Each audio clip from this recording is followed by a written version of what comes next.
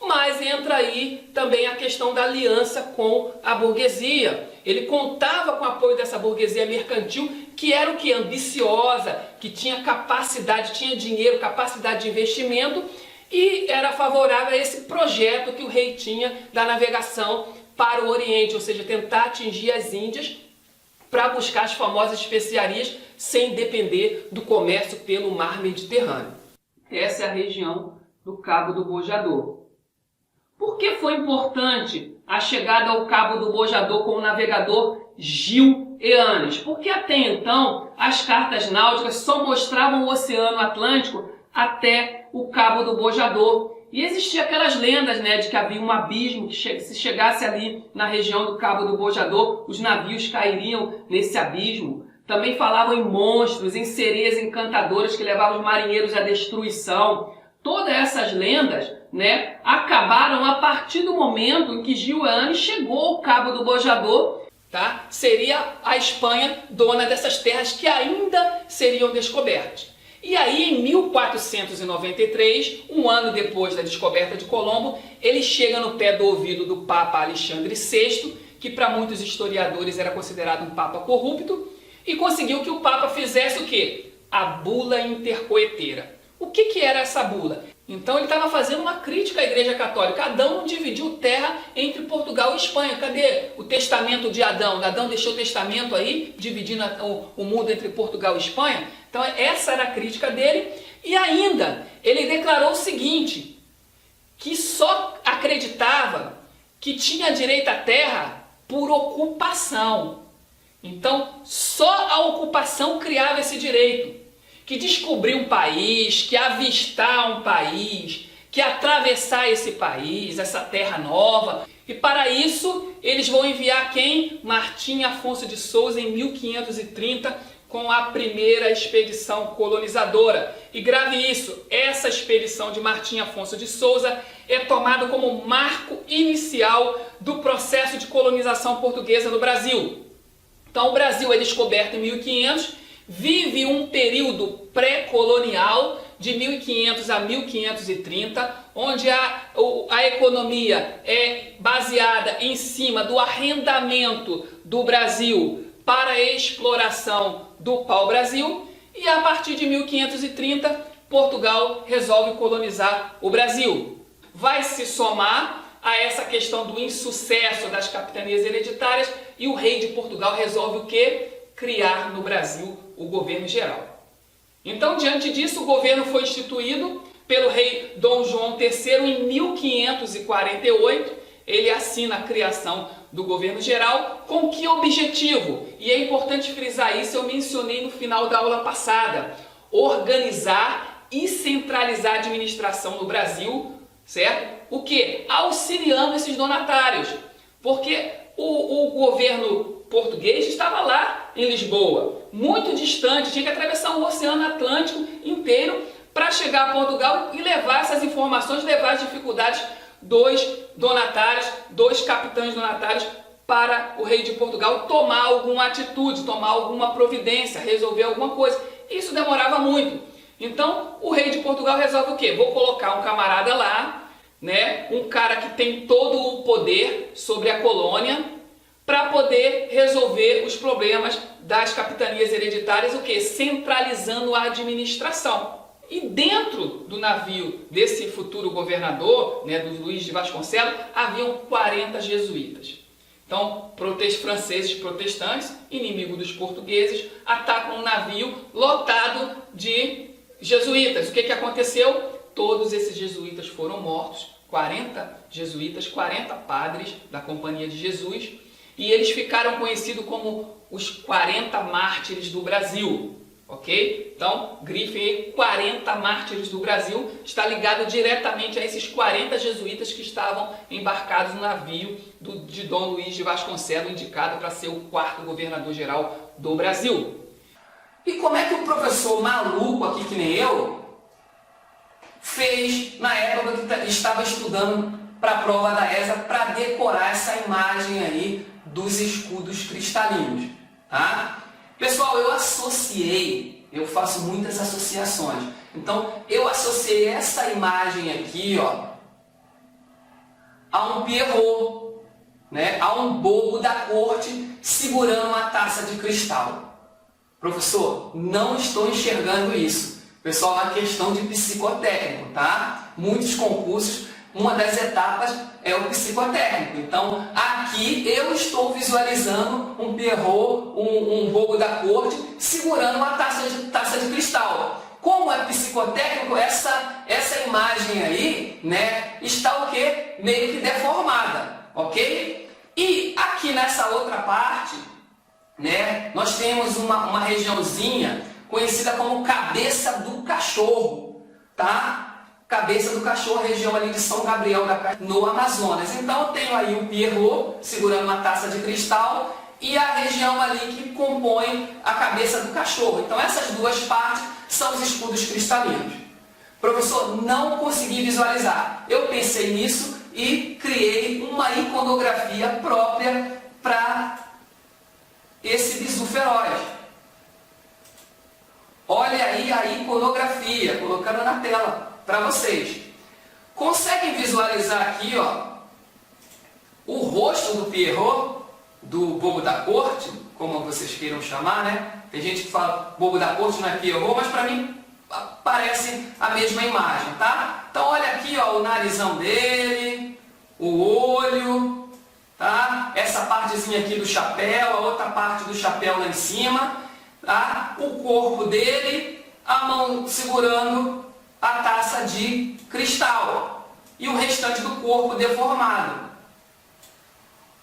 Por que a taça de cristal? Eu coloquei a taça de cristal para lembrar dos escudos cristalinos. Então, quando você imaginar e pensar no bobo da corte, você tem que pensar no bobo da corte segurando o cristal. Se ele está segurando o cristal, é porque essa imagem, essa iconografia me lembra os escudos cristalinos.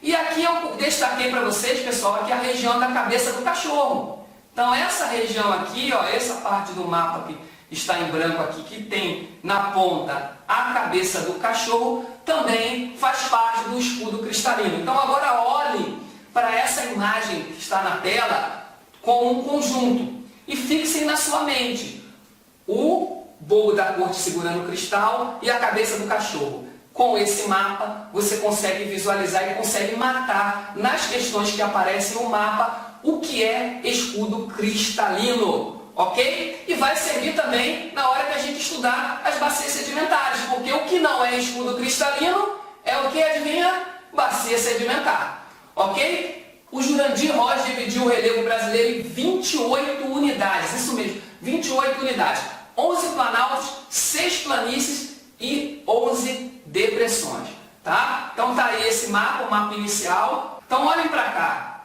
Vou começar com a maluquice, com a doideira. Olha só isso daqui que eu estou circulando, pessoal.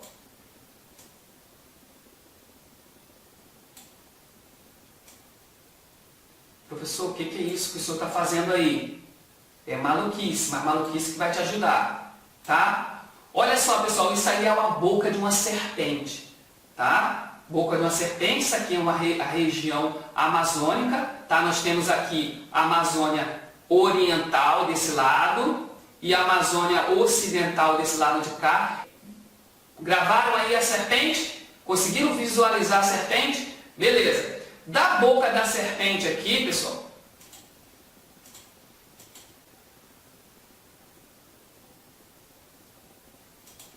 da boca da serpente, ó, tá saindo um negócio aqui, ó. Você poderia até dizer que é a língua, etc., mas para a língua isso aqui está muito estranho, né? Então tem alguma coisa saindo da boca dessa serpente. E esta coisa que está saindo, olha só o número 23 aqui, ó, isso aqui equivale ao número 23, tudo isso aqui, tá? Essa coisa que está aqui por dentro da boca da serpente, vai até aqui, ó. Vai até o quê? O estômago, vamos dizer assim, o interior da serpente. Então, a serpente está o quê? Regurgitando, vomitando, colocando para fora esse conteúdo 23 aí, ó. Então aqui, ó, vai lá desde o ventre da serpente, desde a barriga da serpente, desde o estômago da serpente, o 23 vem, ó, e ele é espalhado, ele é regurgitado. Imagina quando a serpente consome algum animal, ela regurgita aquele animal, aquela coisa para fora. É nojento, Mas exatamente essa coisa nojenta que vai auxiliar vocês a gravarem aí. Por enquanto eu não estou dizendo o que é e vou dizer daqui a pouco, mais à frente, tá? Então gravaram aí esta imagem.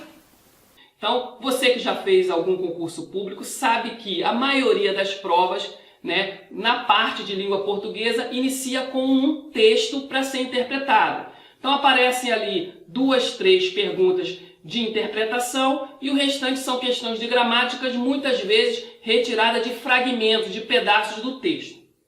Só que a sensação de boa parte dos candidatos ao estar diante de um texto para ser interpretado é que aquilo ali foi feito pelo capeta, não foi feito pela banca, tá? Porque muitas vezes é um texto muito grande e você precisa ler 1, 2, 3 vezes para conseguir, né, tentar acertar a opção correta. Outras vezes você está diante de um poema que você não entende praticamente nada. Então a sensação é essa, né? Uma sensação de temor, né? De nervosismo diante de um texto para ser interpretado. E para isso, para facilitar essa interpretação, para vencer este demônio, que é a interpretação de texto, a gente vai o que? Apresentar algumas técnicas. Existem algumas técnicas que te facilitam nessa interpretação. Ah, professor, eu sou acostumado a ler livros, a ler revistas e tal. Isso vai facilitar. Mas você precisa saber utilizar determinadas técnicas para conseguir responder às opções, conseguir responder as questões e marcar as opções corretas. Ok? Marcar a opção correta. Bom, primeira coisa que a gente faz diante de um texto a ser interpretado é fazer uma primeira leitura. Você precisa ler o texto, né? Se você não ler o texto, você não vai conseguir marcar a opção correta. Então, primeira leitura, uma leitura informativa e de reconhecimento. O nome já diz, você vai reconhecer o texto, você vai verificar do que o texto está falando. Você vai fazer uma leitura para tomar ciência do conteúdo abordado no texto. Depois dessa ambientação, você vai fazer uma segunda leitura. Essa leitura já é a leitura interpretativa. Nela você vai destacar palavras-chave, então vai circular, vai grifar, vai sublinhar algumas palavras importantes. Vai destacar os personagens importantes. Se tiver personagem, você circula.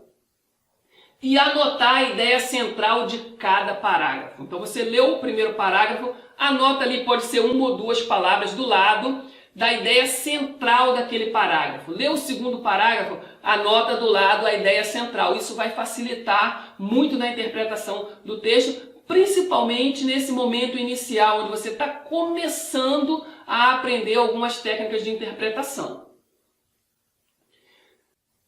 3. Leitura do comando da questão e das alternativas. Então você fez a primeira leitura, a leitura informativa e de reconhecimento, fez a segunda leitura, que é a leitura interpretativa, e você agora vai fazer a leitura do comando da questão. Você vai saber o que a questão está pedindo, vai aparecer lá, conforme o texto, conforme o autor, pode se inferir. Então você vai ler o comando e verificar o que a questão está pedindo. E depois você vai fazer uma leitura das opções. Para quê? Para saber qual é o formato de resposta que a banca está querendo. É importante também, pessoal, destacar palavras como exceto, correto, errado, somente, apenas, respectivamente, porque estas palavrinhas funcionam como verdadeiras cascas de banana. Olá, guerreiros e guerreiras do curso Papiro Feroz, aula de língua portuguesa. Hoje, denotação e conotação. Certamente você já ouviu falar em sentido real e sentido figurado. E a gente vai trabalhar isso na aula de hoje através de diversos exercícios, de diversas atividades, diversas questões, tá? Então vamos lá. Denotação. Denotação é quando é apresentado para você na frase, na oração, no texto, o sentido real. Enquanto que na conotação o sentido é figurado. Professor, como isso, sentido figurado e sentido real? Observe só aqui, ó. O tecido era de algodão. Essa palavra algodão está no sentido real. O material que foi confeccionado, o tecido, é algodão. Já na outra frase aqui, ó, o céu parece de algodão. Essa palavra algodão não está no sentido real, não é aquele material que confecciona roupa, e sim está fazendo aí uma comparação do céu com o algodão. O céu parece algodão, só que essa palavra algodão não está no sentido real, ok? Está no sentido figurado. Sentido figurado é sentido que? Conotativo, é conotação. Enquanto que o sentido real é denotação. Falaremos agora sobre tipos de discursos. Então nós temos o direto, o indireto e o indireto livre. Começaremos pelo direto. Então o direto é a transcrição exata da fala dos personagens. O autor do texto, o narrador, ele coloca exatamente como os personagens verbalizaram, as palavras que os personagens pronunciaram. Sem a participação do narrador, o narrador não se coloca nesse trecho de discurso direto. 2 pontos, aspas ou travessão de diálogo. Então, nos nossos exemplos aqui nós temos, o alfinete disse à agulha, 2 pontos. Faça como eu, que não abro caminho para ninguém. Utilizei o 2 pontos, utilizamos o travessão e isso aqui é exatamente as palavras do alfinete. Faça como eu, que não abro caminho para ninguém. Um discurso direto. Uso dos verbos discendir. Professor, o que é verbo discendir? Discendir vem do latim, que significa dizer. Então nós colocamos dizer, falar, perguntar, acrescentar, propor. Tudo isso é considerado verbo discendir. O discendir é utilizado tanto no discurso direto quanto no indireto, e a gente vai ver isso. Olha aqui, o alfinete disse. Esse disse aqui é verbo discendir, ok? Então, o alfinete disse à agulha. Dona Paula disse. Esse disse também é discendir. Estão entre as principais características do simbolismo. Letra A. Conflito entre corpo e alma, jogo de palavras e ideias. Galera, essas características nos remetem ao barroco. Lembrem-se que o homem barroco passou a sofrer influência da Contra-Reforma, que acabou ocasionando uma grande oposição de ideias, tá? Porque o homem começou a pensar da seguinte forma: será que eu aproveito a minha vida mundana? Ou então eu deixo todos esses prazeres de lado e passo a me dedicar à vida eterna? Então, no barroco, houve esse conflito entre homem divino, céu, terra, perdão, pecado, corpo, alma. Tá certo? E a linguagem barroca, ela é uma linguagem mais rebuscada, cheia de paradoxos, hipérboles, antíteses, tá? Então, corta a letra A. Letra B. Sentimentalismo exacerbado, pessimismo e morte. É notório, tá, que são características da segunda geração romântica, aquela geração conhecida como geração ultrarromântica, onde o sentimentalismo ele é mais profundo, é mais intenso. A questão do pessimismo é bastante presente na segunda geração romântica, porque começa a ter aquele sentimento de negatividade, de que nada vai dar certo, de que a felicidade ela não é plena, que ela não é alcançável. E a morte, ela é vista como solução dos problemas. Então, corta aí a letra B. Letra C. Clareza da linguagem, objetividade e análise social. Galera, essas são características presentes no realismo. O realismo, ele procura trazer uma linguagem mais direta, mais objetiva, mais clara, procura falar da realidade. O homem, ele começa a analisar o ambiente em que ele vive e ele começa a criticar. Ele começa a criticar a igreja, começa a criticar as instituições de ensino, começa a criticar o governo. Então, ocorre toda essa análise social. Corta aí, então, a letra C. Letra D. subjetividade, transcendentalismo e uso da musicalidade. Letra D é a correta. Essas são características que nós vemos no simbolismo. O simbolismo ele vai vir trazendo uma linguagem mais subjetiva, uma linguagem mais vaga, mais ambígua, tá? Ocorre aquele sentimento de transcender na matéria e integrar-se em espírito, integrar-se nos cosmos, tá? E no seu padrão formal, na estrutura da poesia, nós temos a presença da musicalidade, como a sonoridade, a questão da rima, do ritmo, a sinestesia, que é uma figura de linguagem dos sentidos, como olfato, paladar, tato. Então, letra D, corretíssima. Letra E, inspiração iluminista, retomada dos valores clássicos e bucolismo. Bom, essas características estão presentes no arcadismo. O arcadismo ele vai vir com uma grande influência iluminista, tá? O iluminismo, que foi aquele movimento filosófico, tá? Que compreendia a razão ser o maior valor humano. Esse iluminismo, ele teve grande influência lá na Europa com a Revolução Francesa. E aqui no Brasil foi na Inconfidência Mineira, tá? No arcadismo também nós vemos a questão do resgate à cultura clássica, aquela cultura grega, a cultura romana, renascentista, tá bom? E o bucolismo, que é aquele gosto pela vida no campo, gosto pela simplicidade, tá bom? Então, terminamos aí, galera, essa questãozinha de literatura.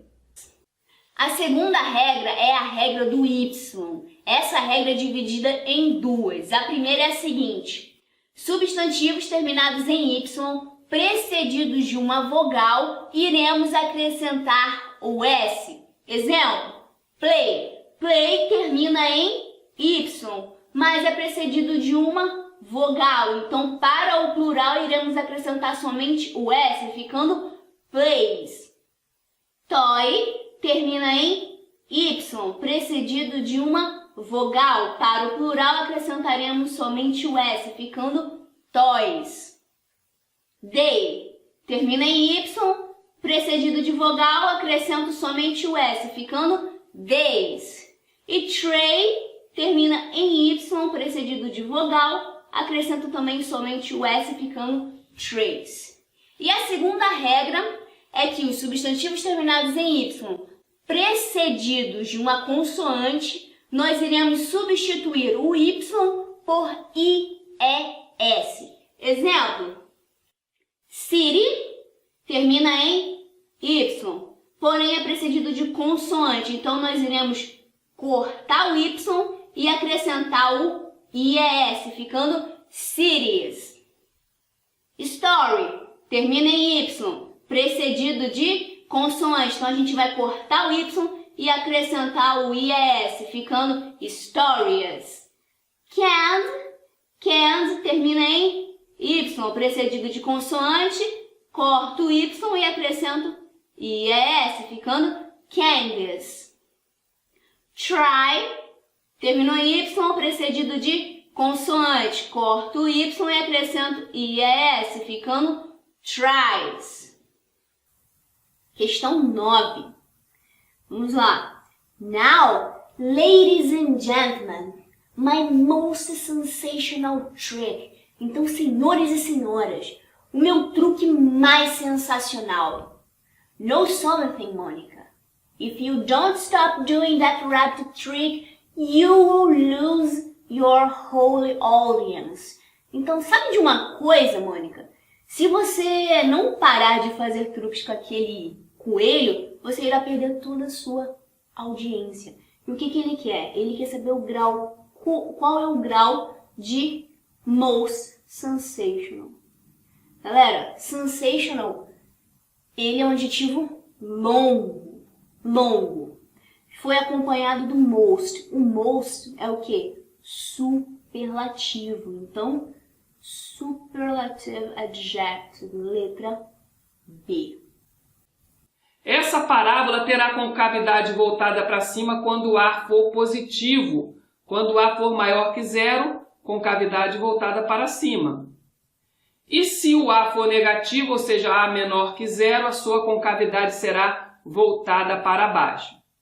Vamos ver também que esse gráfico, essa parábola, vai cortar o eixo X nas raízes da função, ou seja, nos zeros da função, e vai cortar o eixo Y no C, ou seja, no termo independente. Então vamos trabalhar isso aqui agora, diretamente num exemplo. Então vamos construir o esboço do gráfico dessa função aqui. Tá? Primeiro passo, você identificar quem é o A, quem é o B e quem é o C. O A aqui é 1. Logo, se A é 1, ele é maior que zero. Se ele é maior que zero, o gráfico terá uma parábola com concavidade voltada para cima. O B é o menos 5 e o C é o 6. Próximo passo. Ora, você tem que encontrar as raízes dessa função. As raízes, o produto dá 6 e a soma dá 5. Então, posso dizer que x1 igual a 2 e x2 igual a 3. Então, 2 e 3. Ah, professor, não sei fazer de cabeça. Faz Bhaskara. Achou 2 e 3 como raízes. Você vai no gráfico, no eixo X, e vai marcar o 2 e o 3. Por quê? Porque a nossa parábola vai passar pelas raízes, pelos zeros da função. Então, ela vai passar aqui no eixo X pelo 2 e o 3. E vai no eixo Y e vai marcar o C. Quem é o C? O C é 6. Então, no eixo Y, você vai marcar o C, que é o 6. Então, nós temos aqui já, poderíamos fazer um esboço do gráfico. A parábola vai passar aqui pelo 6 no eixo Y e vai passar pelo 2 e 3 no eixo X. Nós teríamos aí um esboço do gráfico. Ok? Mas para ficar mais perfeito, a gente tem que exatamente encontrar o vértice. O vértice é esse pontozinho aqui, ó. Se a parábola tem concavidade voltada para baixo, esse vértice, o vértice é mínimo, é ponto de mínimo.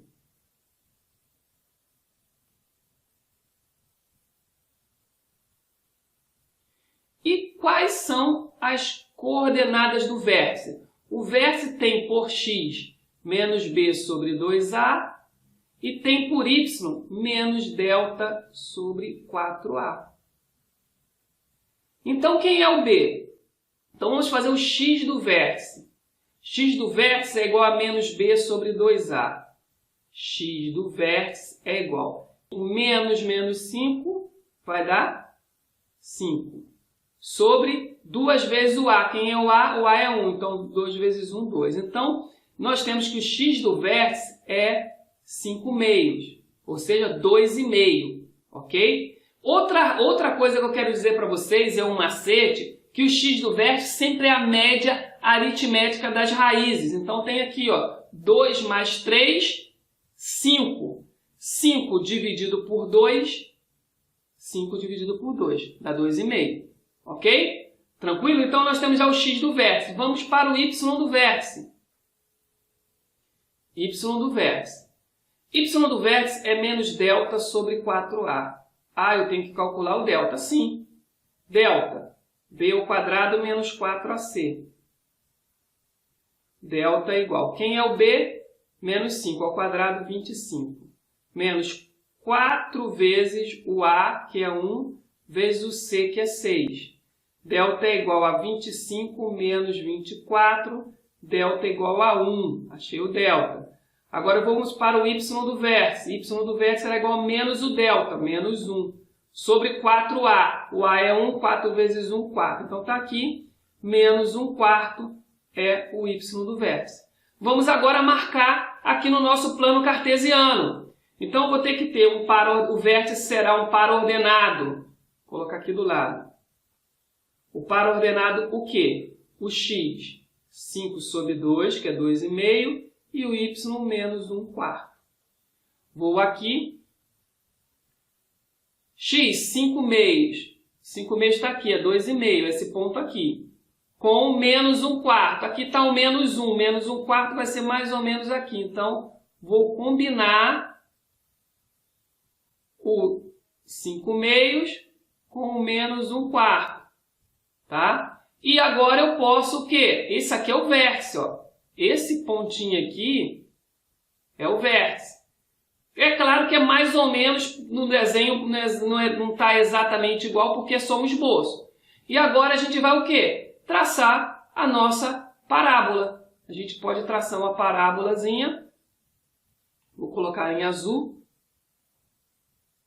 Então agora eu posso traçar aqui a nossa parábola, que vai cortar o eixo Y em C, que é o 6, e o eixo X em 2 e 3. E vai passar pelo 2 e 3 e ir até o quê? Até o vértice.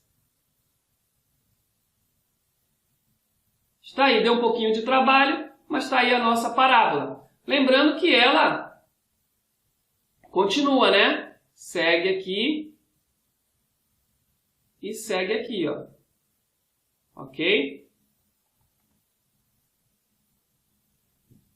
Bom, temos o esboço do gráfico, um gráfico bonitinho, o A é igual a 1, ou seja, maior que 0, a nossa concavidade é voltada para cima. Se ela tem concavidade voltada para cima, ela tem um vértice que é ponto de mínimo. Tá? Como que eu encontro esse vértice?